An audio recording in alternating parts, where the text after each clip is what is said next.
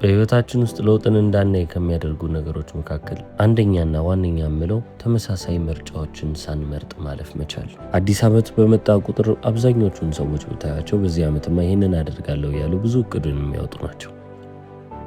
ታዲያ አሁን አዲስ እቅድን ይዘው የመጡ ሰዎች አዲስ የሚባል ውጤትን ለማግኘት ከፈለጉ አዲስ የሚባሉ ምርጫዎችና ውሳኔዎች ደግሞ ይጠበቁባቸዋል። እነዛን ውሳኔዎችን ግን የሚፈጽሙ አይነት ሰዎች አይሆኑ። አዳዲስ የህይወት መንገዶችን እየወሰዳችሁ ካልሄዳችሁ ደግሞ እስከ ዛሬ አይታችሁት የማታውቁትን ህይወት መኖር አትችሉም። አይምሯችሁ ብቻ ሳይሆን ተመሳሳይ ሰው የሚሆነው ውስጣችሁ ያለው ባዮሎጂያችሁ ራሱ ተመሳሳይ መሆኑ አይቀርም። ነርቨስ ሲስተማችሁ፣ ሆርሞኖቻችሁ፣ ሁሉም ነገር ተመሳሳይ ይሆናል። ተግባሮቻችሁ አንድ ከሆኑ ተመሳሳይ የሚባሉ ስሜቶችን እየተሰማችሁ ታልፋላችሁ። ታዲያ ያንን ነገር የበለጠ እየደጋገማችሁ ባለፋችሁ ቁጥር እነዛ የአይምሮ ሰርኪቶች የእናንተ ኮንስተንት መቀመጫ ይሆናሉና ወደ አይደንቲቲ ወይንም ደግሞ ወደ ኮንዲሽኒንግ ያልፋሉ። እኔ እንዲህ ነኝ ማለት ትጀምራላችሁ። ስለዚህ ህይወታችንን ከተመለከትን 95 በመቶ የምንሆነው ሳናስበው በህይወታችን ውስጥ ሴት ያደረግነው ወይንም ደግሞ ያስተካከልነው እውነታ ነው። ባህሪዎቻችን፣ ሀሳቦቻችንና ስሜቶቻችን እንዳለ እኛ አስተውለን ያደረግናቸው ሳይሆኑ በድግግሞሽ የመጡብን ይሆናል።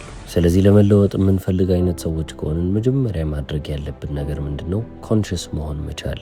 እስከ ዛሬ ድረስ ህይወታችንን እየመሩ ያሉ ሀሳቦቻችንን፣ ባህሪዎቻችንና ስሜቶቻችንን ልብ ማለት መቻል ይጠበቅብናል። ልብ ሳንል የመጡብንን ጣጣዎች አሁን ላይ ልብ ብለን ይሄ ነገር የመጣው በዚህ ምክንያት ነው ማለት መቻል ይጠበቅብናል። ታዲያ አንዴ እነዚህን ነገሮች ካወቅንና ፓተርኑን ከለየን በኋላ እስከ ዛሬ የመረጥኩት ምርጫ ይሄንን ይመስላል፣ ከዚህ በኋላ ግን ልቀይር ብላችሁ ኢንቴንሽናሊ ሆን ብላችሁ አስተውላችሁ ሌላ ምርጫ ለመወሰን ስትሞክሩ አሁንም የድሮ ማንነታችሁ እናንተን ወደኋላ መጎተት ይጀምራል። እንዴት ካላችሁ ነገ ብትጀምሩ ይሻላችኋል። ኢትስ ቱ ሃርድ ወይንም ደግሞ አሁን በጣም ከባድ ነው ይላችኋል። በቂ አይደላችሁም፣ እናንተ እኮ ይህንን አትችሉትም እያለ ተመሳሳይ እስከ ዛሬ ድረስ ሲሰማችሁ የነበሩትን ስሜቶች መልሶ ያንጸባርቃል። እስከ ዛሬ አድርጋችሁ የማታውቁትን ነገር ለማድረግ ስታስቡ እነዚህ ልብ የማትሏቸው ሀሳቦች ወይንም ደግሞ የውስጣችሁ ድምፆች ሁሌም ቢሆን ይመጣሉና ልብ ማለትና መገንዘብ ይጠበቅባቸዋል። የድሮ ማንነቴን አስሮ ያስቀምጠው እነዚህ አይነት ሀሳቦች ናቸው ብላችሁ አንዴ ማወቅ ስትጀምሩ የዛኔ ለውጥ መምጣት ይችላል። ምክንያቱም ተመልሳችሁ ወደዛ መንገድ አትሄዱም ማለት ነው። ምክንያቱም ምን እንደሚያደርጋችሁ አይታችሁታልና። ለምሳሌ በህይወታችሁ ውስጥ ደስታን የምትፈልጉ አይነት ሰዎች ከሆናችሁ ራሳችሁን ቀኑን ሙሉ ኦብዘርቭ ልታደርጉ ወይንም ደግሞ ልትመለከቱ ይገባል። ቀኑን ሙሉ እያማረራችሁ በአይምሯችሁ ልብ ሳትሉ እንኳን ምሬትን እያስተናገዳችሁ የምታልፉ ከሆነ እነዚህ ልብ የማትሏቸው ሀሳቦች እናንተን የበለጠ ደስታ አልባ እያደረጓችሁ የሚሄዱ ናቸው። ማለትም ደግሞ ከደስታ የበለጠ እየራቃችሁ እንጂ ወደ ደስታ እየተጠጋችሁ አትመጡ። ለዚህ ነው ቢ ኮንሽስ ኦፍ ዶዝ አንኮንሽስ ሃቢትስ እምላችሁ። እስከ ዛሬ ድረስ ልብ ሳትሉ በተደጋጋሚ በየቀኑ የምታደርጓቸው ነገሮች ህይወታችሁን መስመር እያሳቱባችሁ ነውና አሁን ነቃ ብላችሁ እነሱን ሃቢቶች ወይንም ደግሞ ልማዶች ልታዩ ይገባል። ስለዚህ እስከ ዛሬ ድረስ ልብ ሳትሉ የመጡባችሁን ስሜቶች አንዴ ልብ ማለት ስትጀምሩ ራሳችሁን ድጋሚ ቆም ብላችሁ እንድትጠይቁ እድል ታገኛላችሁ። አሁን ይህንን ስሜት ወደፊት ይዤ መቀጠል እፈልጋለሁ ወይ? እነዚህ ሀሳቦች ተከትለው ቢመጡ የምፈልገውን ህይወት እኖራለሁ ወይ ብላችሁ ልጠይቁ ይገባል። አሁን ለውጥን ማየት እፈልጋለሁ፣ በህይወቴ ብዙ አይነት ነገሮች እንዲለወጡልኝ እንዲቀየሩልኝ እፈልጋለሁ ካላችሁ ይህ መንገድ በጣም አስፈሪ ነው። በተጨማሪም ደግሞ የለመዳችሁት መንገድ አይደለም። ስለዚህ ለዚህ ሁሉ ነገር ልትዘጋጁ ይገባል። እስከ ዛሬ እናንተ የጠበቃችሁትና የለመዳችሁት ነገር ወደፊት የምታደርጉትን ነገር ቀድማችሁ ማወቅን ወይንም ደግሞ መገንዘብን ይጠይቃል። የምትኖሩት ህይወት የምታውቁትን ነውና ስለዚህ እናንተም የምታውቁትን ህይወት ደጋግማችሁ ለመኖር ያን ያህል አይከብዳችሁ። ትላንት ምን እንዳረጋችሁ ታውቃላችሁ። ነገም ደግሞ ምን ሊፈጠር እንደሚችል በግልጽ መረዳት ትችላላችሁ ማለት ይቻላል። ቀኑን ሙሉ ምን አርጋችሁ እንደምትሉ ታውቁታላችሁ። በህይወታችሁ ውስጥ ሪያሊቲያችሁ ወይንም ደግሞ እውነታችሁ ተመሳሳይ ይሆናል። በለውጥ መንገድ ላይ ግን ሊሄድ ስትሉ ቀጣይ የሚፈጠሩትን ነገሮች በፍጹም ልታዩቸው ወይንም ደግሞ ልትገምቷቸው አትችሉ። ስለዚህ ያ አንፕሬዲክታቢሊቲ በሆዳችሁ ውስጥ መረበሽን ሊፈጥርባችሁ ይችላል። ወይንም ደግሞ ምቾት አጣው ትላላችሁ። እስከ ዛሬ ድረስ ሰውነታችሁ እንደ አለቃ ሆኖ ነበር ሲያገለግል የነበረው። የአይምሯችሁን ቦታ ሰውነታችሁ ወስዶ አውቶማቲክሊ መደረግ ያለበትን ነገር እያደረገ አልፏል። ሰውነታችን የአይምሯችን አገልጋይ መሆን ነበረበት። ነገር ግን አይምሯችንን መጠቀም ስላቆምን በሰውነታችን እየተመራን እየሄድን ነው ማለት ነው።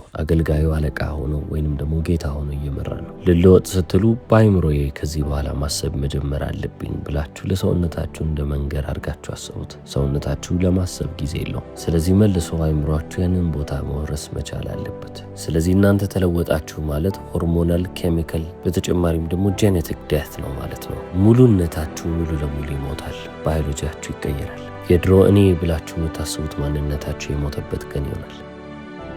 ታዲያ አብዛኛው ሰው ይህንን ሞት ስለማይፈልግ ነው እንግዲህ የድሮ ማንነቱን ይዞ አቅፎ ለመቀጠል የሚወስነው። የሰው ልጅ የማያውቀውን ነገር በፍጹም መሞከር ወይም ደግሞ መጀመር አይፈልግም። ነገር ግን ይህ ባዶ የሆነው ቫኪዩም የሆነው ቦታ፣ ምንም ነገር ሊፈጠር የሚችልበት ቦታ፣ ፖሲቢሊቲ ያለበት ቦታ ለክሪኤሽን በጣም ምርጥ የሚባል ቦታ ነው። አይምሮዬ መቼ ነው የሚለወጠው ካላችሁ፣ በቃ ከዚህ ነጥብ በኋላ ማለፍ አልችልም ብላችሁ ተስፋ ለመቁረጥ ጫፍ የደረሳችሁበት ጊዜ ላይ ነው። እዛች ነጥብ ላይ ሆናችሁ በቃ እንደምንም ብላችሁ ራሳችሁን ማሳለፍ የምችሉ ከሆነ አይምሯችሁ እንደ አዲስ ተቀየረላችሁ ማለት ነው። አንኖን የሚባለውን ቦታ፣ የማይታወቅ የሚባለውን ቦታ ሁሌም ቢሆን እንፈራዋለን። አይምሯችን ላይ ከድሮም ጀምሮ የነበረው ነገር ነው። በቃ ለሰርቫይቫል ስንል ወይንም ደግሞ እዚች ምድር ላይ ለመትረፍ ስንል አይምሯችን እንደዚህ መፍራት አለበት። ጫካ ውስጥ ስንገባ ያየነው ነገር ነብር ነው ወይንስ ደግሞ ነብር የሚመስል ነገር ተመልክቼ ነው ብለን እንሰጋለን። አብዛኛው ሰው ቻንሱን ወይንም ደግሞ እድሉን ለፖሲቢሊቲ ማያስረክበው ይሄ ነገርም እኮ ሊፈጠር ይችላል የማይለው ለዚህ ነው።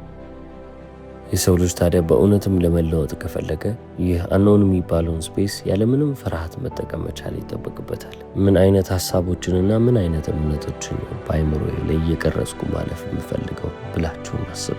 ሀሳቦች አንድ ነገር ናቸው። ብሊፍ የሚባለው ወይንም እምነት የሚባለው ነገርም ደግሞ ደጋግመን ብዙ ጊዜ የምናስባቸው ሀሳቦች ይሆናሉ። ስለዚህ አይምሮዬ ውስጥ ልቀርጽ የፈለግኩት እምነት ምንድን ነው? አይምሮዬ 10 ጊዜ እንዲያስብበትና በተደጋጋሚ አይምሮዬ ላይ እንዲመላለስ የምፈልገው ሀሳብ ምንድን ነው ብላችሁ ራሳችሁን ጠይቁ። ስለ ባህሪያችሁም ደግሞ ተመሳሳይ የሆነ ምልከታ መኖር አለበት። እናንተ ይህንን አይነት ባህሪ ከዚህ በኋላ አላደርግም ካላችሁ ምን አይነት ባህሪን ልታደርጉ አስባችሁ? በህይወታችሁ ውስጥ ብዙ አይነት ነገሮች ይፈጠራሉ። በዚህ ሁኔታ ላይ ምን አይነት ሰው ልትሆኑ ነው? በዚህ አይነት ሁኔታ ላይ ምን አይነት ባህሪዎቻችሁ ልታሳዩ ነው? ከእንትና ጋር ስትሆኑ ባህሪያችሁ ምን ሊመስል ነው? እኔም ቀጥታ የማስበው ነገር ይሄ ነው። አይኔም ጨፍናለሁ። ከዛም በዚህ ሁኔታ ላይ እኔ ምን ባደርግ የተሻለ ነው? ምን ማድረግስ እፈልጋለሁ ብዬ አስባለሁ። ሜንታሊ ሪኸርስ እያረኩት ነው ማለት ትችላላችሁ። ወይንም ደግሞ በአይምሮ ውስጥ ያንን አክት እየተመለከትኩት ከዛም የአይምሯችሁ ገመዶች ወይንም ደግሞ ብሬን ሰርኪቶቻችሁ እየሰሩላችሁ ይመጣሉ። ያንን ነገር የምርም እያደረጋችሁት ይመስላችኋል። አይምሯችሁ እስከዛሬ ድረስ ወደ ኋላ እየመለሳችሁ ነው አይደል? እናንተን ሰላም ይነሳችሁ በህይወታችሁ ማስታወስ የማትፈልጉትን ነገር አሁን እንድትፈጠር አድርጎ እንድታስታውሱት እያደረገ ሰላማችሁን እየነሳችሁ የሚመጣው። አሁን ያንን ተመሳሳይ ፎርሙላ ለሌላ ነገር ትጠቀሙታላችሁ። በህይወታችሁ ውስጥ ማየትና ማድረግ የምትፈልጉትን ነገር እያደረጋችሁ እያያችሁ ሪኸርስ እያደረጋችሁ ማለፍ ነው። የአይምሯችሁን ገመዶች ያንን ነገር የምርም እያደረጋችሁት ይመስላችኋል። ማለትም ደግሞ አይምሯችሁ የሚፈጠረውን ነገር እንደ እውነታ ይመዘግበዋል። ስለዚህ ያ ነገር ሬኮርድ ኦፍ ዘ ፓስት ሳይሆን ወይንም ደግሞ ያለፈውን ነገር የምታስታውሱበት መሳሪያችሁ ሳይሆን አይምሯችሁ ለወደፊት ህይወታችሁ ማፕ ይሆናችኋል ወይንም ካርታ ይሆናችኋል ማለት ነው። የበለጠ እየተለማመዳችሁ በሄዳችሁ ቁጥር የበለጠ አውቶማቲክ እየሆነላችሁ ይመጣል። እናንተ ሆን ብላችሁ ሳታስቡበት እንኳን ስለዛ ጉዳይ ማሰብ ትጀምራላችሁ። አሁን ልክ እናንተ መኪና ስትነዱ ይህንን ማርሽ አስገባው፣ ከዚህ ማርሽ ወደዚህ ማርሽ ቀነስኩ ወይንም ደግሞ ጨመርኩ እያላችሁ እንደማታስቡት ሁሉ ይህንንም የምትፈልጉትንም ባህሪ የምትፈልጉትንም ህይወት አውቶማቲክሊ አይምሯችሁ ሪኸርስ እያደረገ መቀጠል ይጀምራል። ከዚህ በኋላ ትልቅ የሚባለው ፈተናችሁ እሺ፣ ከዚህ በኋላ መከራ ላይም ወይንም ደግሞ ስቃያ ላይም ራሴ ላይም አልፈርድም፣ ነገር ግን ሰውነቴን እንዴት ማመስገን እንዳለበት ማስተማር መቻል አለብኝ። እኔ አመስጋኝ ነው ሆነው ሳመሰግን ደግሞ ሰውነቴንም ማስተማር መቻል አለብኝ። ኢሞሽናሊ ወይንም ደግሞ በስሜት ደረጃ የምፈልገውን ህይወት እንደምኖር አድርጌ ማስተማርና ፕሮግራም ማድረግ እፈልጋለሁ ትላላችሁ። የምትፈልጉት ነገር አልመጣም፣ አይምሯችሁ ግን እንደመጣ ያስባል። ምክንያቱም የአይምሮ ገመዶቻችሁን አስደንግጣችኋል። በቃ ያ ነገር እንደተፈጠረ አስበውላችኋል። ሰውነታችሁ ግን ያንን አላወቅም። ስለዚህ ሰውነታችሁን ደግሞ በስሜት ደረጃ ማስተማር አለባችሁ ማለት ነው። ሰውነታችሁም ልክ እንደ አይምሯችሁ ነው። አይምሯችሁ ውስጥ የሚፈጠሩትን ምስሎች እንደ እውነታ አይምሯችሁ እንደሚመዘገበው ሁሉ ሰውነታችሁ ውስጥ የሚፈጠሩት ስሜቶች እንደ እውነታ ሰውነታችሁ እየመዘገበ ይመጣል። አሁን ታዲያ እነዛ ስሜቶች የመጡት በእውነተኛ ህይወታችሁ ውስጥ ባጋጠሟችሁ ነገሮች ቢሆንም አሊያም ደግሞ እናንተ ይሄ ነገር መጥቶልኛል ብላችሁ አስባችሁ እነዛን ስሜቶች በሰውነታችሁ ውስጥ እንዲሰማችሁ ማድረግ ብችሉ ሁለቱም ለሱ ተመሳሳይ ነው። እውነታና እውነታን ብቻ ይይዝለታል። ስለዚህ ስታስቡ አዳዲስ ሀሳቦችን ማሰብ ጀምሩ፣ ወይም ደግሞ ማሰብ የምትፈልጉትን ሀሳብ አስቡ። በስሜትም ደረጃ የምትፈልጉትን ስሜት ኤክስፒሪየንስ አድርጉ። አክት ማድረግ ካለባችሁም እናንተ መሆን የምትፈልጉትን ሰው ሆናችሁ አክት አድርጉ። እነዚህን ሶስቱን ነገሮች ካደረጋችሁ ሪያሊቲያችሁ ወይም ደግሞ እውነታችሁ ህይወታችሁ መለወጡ አይቀርም። ህይወታችሁ የሚለወጠው ለምንድን ነው? እናንተ ሀሳባችሁን፣ ተግባራችሁንና በተጨማሪም ስሜታችሁን ስለለወጣችሁ ነው። እነዚህ ሶስት ነገሮች ፐርሶናሊቲያችሁን ወይም ማንነታችሁን ይለውጣሉ። ማንነታችሁ ከተለወጠ ደግሞ የእናንተም እውነታ ይለወጣል። ብዙ ጊዜ ይህንን ሽግግር በስኬታማ መንገድ የጨረሱ ሰዎችን ስትመለከቱ በህይወታቸው ውስጥ አዳዲስ የሚባሉ ተሞክሮዎች፣ አዳዲስ የሚባሉ እድሎች ሲፈጠሩ ትመለከታላችሁ። ታዲያ ዶክተር ጆ ዲስፔንዛ አንተ ምንድን ነው የምታደርገው፣ ምንድን ነው የምታስተምረው ካላችሁ የማስተምረው ይሄንን ነው። የድሮ ማንነታችሁ ወደ አዲሱ ማንነታችሁ እንድታልፉ ማድረግ። ነገር ግን አብዛኛው ሰው ዲፕሊ ኢነፍ ወይንም ደግሞ በሚያስፈልገው ያህል ጥልቀት ሊለወጥልን አይችልም። ትናንሽ ነገሮችን ብቻ አድርጎ በቃ ህይወት የተስተካከለ ይላል። ነገር ግን የቀረፈው ከላይ ያሉትን ችግሮች ነው እንጂ ከታች የተኙትን አይደለም። እናም ከትንሽ ጊዜ በኋላ ተመልሶ ወደ ድሮ ማንነቱ የሚመጣው ለዚህ ነው። አንዳንድ ጊዜ እንደውም የማስበው ነገር ምን እንደሆነ ታውቃላችሁ? የሰው ልጅ ከልቡ መለወጥ ከፈለገ በጣም መጥፎ የሚባለው የህይወቱ ሁኔታ ላይ መሆን አለበት። በጣም በቃ እስከዛሬ እንደዚህ ወርጄ አላቅም ብላችሁ የምታስቡበት አይነት ውድቀት መውደቅ አለባችሁ። በህይወት ውስጥ በጣም ምርር ከማለታቸው የተነሳ በጣም ከመቃጠላቸው የተነሳ በቃ እስቲ አሁን ለአንዴና ለመጨረሻ ጊዜ ህይወት የለየው ብላችሁ እንድትፈቅዱ የሚያደርጋችሁ ቦታ መሆን አለበት። የሆነ ትራጀዲ በህይወታችሁ ውስጥ ሊፈጠር ይገባል። የሆነ ህመም ሊያጋጥማችሁ ይገባል።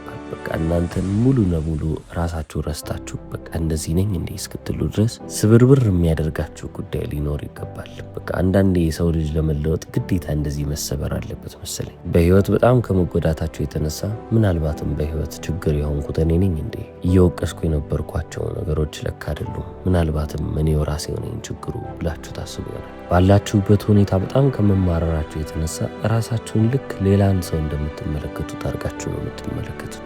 ራሳችሁን እንደ ራሳችሁ ካያችሁት ምናልባትም እንደ ራሳችሁ ትራሩ ይሆናል። ሌላን ሰው እንደሚመለከት ሰው ራሳችሁን ከተመለከታችሁት ግን ሌላ ታሪክ ነው። ራሳችሁን ከሌላ ሰው የመመልከቱ ኮንሰፕት ደግሞ ሜታኮግኒሽን ይባላል። ለዚህ ነው በጣም ብዙ የሚባል ሰው በህይወቱ ከባድ የሚባል ነገር ካላጋጠመው ለመለወጥ ወይንም ደግሞ ለመቀየር የማያስበው። አንድ የምትወዱትና የምታፈቅሩት ሰው ድብና አድርጎ ሊከዳችሁ ይገባል። ወይንም ደግሞ እኔ ጤነኛ ነኝ ብላችሁ የምታስቡት የሆነ ፌሊየር ሊያጋጥማችሁ ይገባል። ትልቅ የሚባል ኪሳራም በህይወታችሁ ሊያጋጥማችሁ ይገባል። የዛኔ ነው እንግዲህ ከራሳችሁ ተነጥላችሁ አንኮንሽስ የሚባሉትን ሀሳቦቻችሁን ኮንሽስሊ መመልከት የምትጀምሩት። ሳታስተውሉ የምታደርጓቸው ነገሮች በማስተዋል መመልከት ትጀምራላችሁ። ችግሮቹን በገዛ አይናቸው አያችኋቸው ማለት ነው። ለለውጥ የመጀመሪያ የሚባለው ስቴፕ ይሄ ነው። እንግዲህ አሁን እኔ ሁለት ምርጫዎችን አቀርብላችኋለሁ። ለመለወጥ ከፈለጋችሁ፣ ለመማርና የተሻለም ሰው ለመሆን ከፈለጋችሁ ምናልባትም ያንን ፕሮሰስ በህመም ውስጥና በመከራ ውስጥ ልታደርጉ ትችላላችሁ። አብዛኛው ሰው የሚመርጠው ምርጫ ይሄ ነው። ነገር ግን እኔ የተሻለ ምርጫ አቅርቤላችኋለሁ። በደስታና በተነሳሽነት ስሜት ውስጥ ሆናችሁ ለምንድን ነው ለመማርና ለመለወጥ የማትሞክሩት? እሱ የተሻለ ነው ብዬ አስባለሁ። የሰው ልጅ ግን ህይወት በጥፊ እስካላለችሁ ድረስ ልለወጥ ብሎ አያስብም። አሁን ታዲያ ግዴታ በሰፍሪንግና ወይም ደግሞ በመከራና በህመም ከምታድጉ ለምንድን ነው ኢንስፓይሬሽንን ማትወስዱት? ጠዋት ከእንቅልፋችሁ ስትነሱ ልትነሳሱ የሚገባው ወደፊታችሁ ስለሚጠብቃችሁ ነገር ነው። በቪዥናችሁ ወይንም ደግሞ በራእያችሁ ተነሳስታችሁ ቀናችሁን መጀመር አለባችሁ። ስላለፈው ህይወታችሁ ከምታስቡት በላይ ስለ ወደፊት ህይወታችሁ የበለጠ እያሰባችሁ ማለፍ መቻል ይጠበቅባችኋል ማለት ነው። ኤሌቬትድ ከሆነ ስቴት ላይ ተነስታችሁ ማለትም ደግሞ ከፍ ካለ ቦታ ላይ ተነስታችሁ ህይወታችሁን መምራት ትጀምራላችሁ። እስከዛሬ ግን የመጣችሁት በየትኛው ነው? ሰልፍ ሊሚቲንግ በነበረበት ስቴት ላይ ነው። ማለትም ደግሞ ራሳችሁን ገድባችሁ አስራችሁ በምታስኬዱበት ስቴት ላይ ሆናችሁ ምንም ሰላማዊ ነገር አታገኙ። አሁን ያለንበት ዘመን በጣም አጓጊና ደስ የሚያሰኝ ዘመን ነው። ምክንያቱም ማወቅ ብቻ በቂ አይደለም። በፊት በማወቃችሁ ምክንያት ብቻ ረጅም ርቀትን ልታልፉ ትችሉ ነበር። አሁን ግን ያንን ነገር መቀየር ወይንም ደግሞ መለወጥ አለባችሁ። ያንን እውቀት ወደ ተግባር ማለት ነው። አሁን እዚህ እየተወያየን ያለውን ነገር ከዛሬ 20 ዓመት በፊት ማንም ሰው አልሰማውም ነበረ። ቢሰማው እንኳን በጣም ሩቅ የሚባል ሐሳብ ይመስላቸዋል። አሁን ግን እነዚህን ሁሉ ኢንፎርሜሽኖች